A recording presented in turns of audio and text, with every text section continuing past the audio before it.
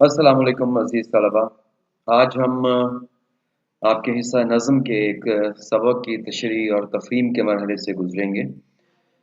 ये नज़्म मौलाना अल्ताफ़ हुसैन हाली की लिखी हुई है और इस नज़्म का उन्वान है इस्लामी मसावात। अज़ीज़ तलबा, ख्वाजा अल्ताफ़ हुसैन हाली उर्दू के अव्वलीन कौमी शायर समझे जाते हैं। वो सर सैयद अहमद ख़ान की इस्लाही तहरीक के सबसे ज़्यादा फ़आल कारकुन थे। वो कुदरत की तरफ से एक दर्दमंद दिल और शेर व अदब का बहुत अच्छा ज़ौक़ रखते थे। उन्होंने एक तरफ तो उर्दू अदब और शेर को संवारने की कोशिश की और दूसरी तरफ हिंदुस्तान के मुसलमानों के दिलों में मोहब्बत का जज्बा पैदा किया। इस सिलसिले में उनका सबसे उम्दा कारनामा उनकी मशहूर तवील नज़्म मद्दो जज़रे इस्लाम है, जो मुसद्दस हाली के नाम से मशहूर हुई। ये नज़्म उन्होंने सर सैयद अहमद ख़ान की फरमाइश पर लिखी थी।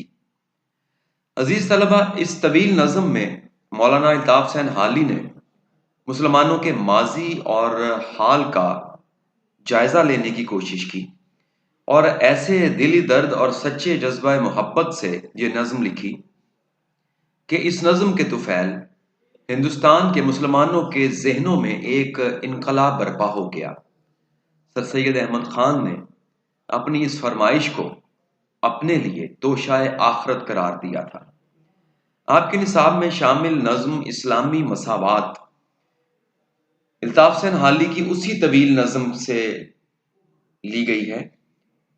हाली ने सर सैयद अहमद ख़ान की इस्लाही तहरीक के ज़ेरे असर मुसद्दस के अलावा भी मुतअद्दिद कौमी और मिली नज़्में लिखी, जिनके एक एक शेर से इस्लाम और उम्मत मुस्लिमा से बेपनाह खुलूस और दर्दमंदी का इजहार होता है। अजीज तलबा, अब हम एक नज़र इस नज़्म के खुलासे पर डालते हैं ताकि हमें ये इल्म हो सके कि अपनी इस नज़्म में अल्ताफ़ हुसैन हाली ने उम्मत मुस्लिमा को क्या पैगाम देने की कोशिश की है।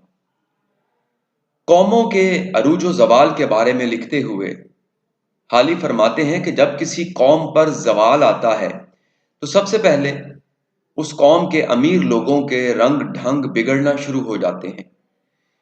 वो अपने कमाल और अपनी खसूसियात से हाथ धो बैठते हैं, ना अक्ल से काम लेते हैं, ना अपने दीन से हिदायत हासिल करते हैं। वो दुनिया में इज्जत और जिल्लत की परवाह करते हैं और ना ही उन्हें मरने के बाद जजा या सजा पाने का कोई एहसास होता है। ना मजलूम की आह से डरते हैं और ना किसी कमजोर और गरीब पर रहम करते हैं। खुद गर्जी और लालच अमीर तबके को अंधा कर देता है और उनके हाँ सिर्फ जिंदगी का मकसद ऐशो इशरत रह जाता है। हर वक्त गफलत और बेजा अय्याशी उन पर मुसल्लत रहती है, जो बेफिक्री का रंग इख्तियार कर लेती है, हत्ता कि उनकी मौत का वक्त करीब आ जाता है और उन्हें कोई खबर ही नहीं होती। अगर गरीब लोग भूख और इफलास में मुब्तला हैं तो उन्हें कोई फिक्र दामनगीर नहीं होती, क्योंकि उनके अपने घर में खुशियां हैं। अगर उम्मत परेशान है तो फिर क्या हुआ, उन्हें इसकी कोई परवाह नहीं, क्योंकि उनके अपने घरों में खुशियां बिखरी पड़ी हैं।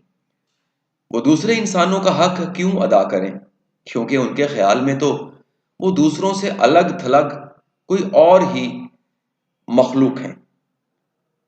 ये आला और अरफा लोग अदना और हकीर लोगों की कुछ परवाह नहीं करते, क्योंकि उन्हें भूख और इफलास का तजुर्बा नहीं। उनका लिबास आला कपड़े से सिलता है और उनके घर इतने दिलकश और शानदार हैं कि जन्नत के महल भी उस पर रश करते हैं। सवारी के बगैर उनके लिए एक कदम चलना दुश्वार है और ऐशो इशरत के बगैर उनका जीना हराम है। और दूसरे लोग हर वक्त उनकी खिदमत के लिए तैयार रहते हैं और उनकी महफिलों को फूलों की खुशबुओं से मुअत्तर और रंगीन बनाया जाता है। वो बड़ी शाहाना तबीयत के मालिक हैं और बड़ी नाजो अदा से बात करते हैं।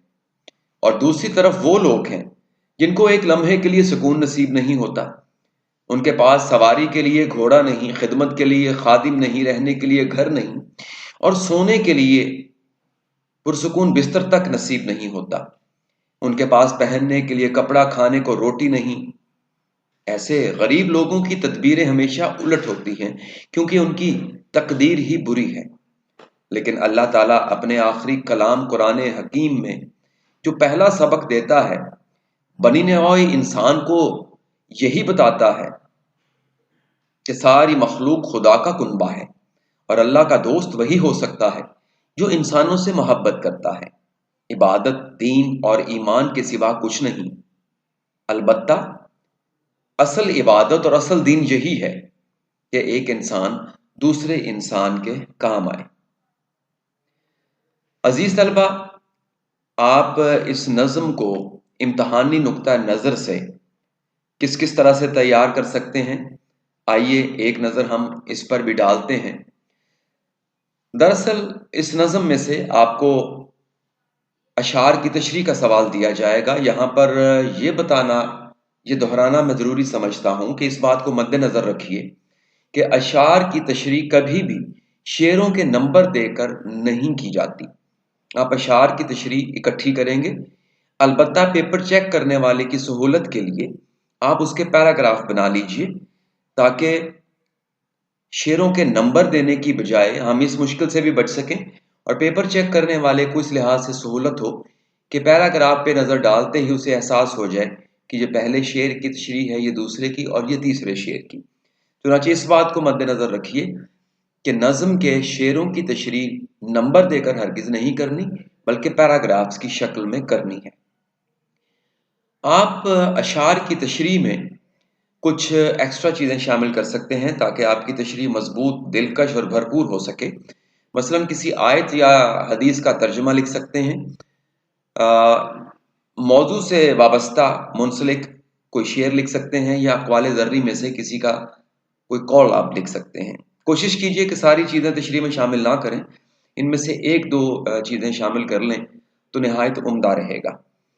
اب سوال یہ رہا کہ یہ تشریح کا سوال کتنا ہونا چاہیے، تو میں آپ کو بتاتا چلوں کہ آپ کی تشریح کا یہ سوال مکمل طور پر اگر ہم دیکھیں تو یہ تشریح کا سوال آپ کا 2 سے 2.5 صفحے پر مشتمل ہونا چاہیے۔ 2 سے 2.5 صفحات پر مشتمل اشعار کی تشریح کو مناسب سمجھا جاتا ہے۔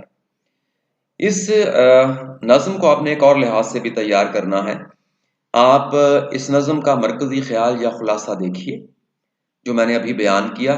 یہاں پر مرکزی خیال اور خلاصے میں فرق سامنے رکھنا ضروری ہے۔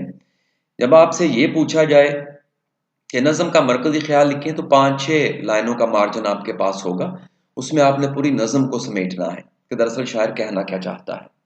لیکن اگر آپ سے یہ پوچھ لیا جائے کہ اس نظم کا خلاصہ لکھیے تو آپ کے پاس 10-12 لائنوں کا مارجن آ جاتا ہے، یعنی تقریباً آدھے صفحے کا۔ تو آدھے صفحے میں آپ بتا سکتے ہیں کہ نظم میں شاعر کیا کہنا چاہتا ہے۔ تو آج ہم نے الطاف حسین حالی کی لکھی ہوئی نظم اسلامی مساوات کا جائزہ لیا۔ آپ سے اگلے لیکچر میں دوبارہ ملاقات ہوگی۔ اپنے استاد کاشف شہزاد کو اجازت دیجیے۔ اللہ آپ کا حامی و ناصر ہو۔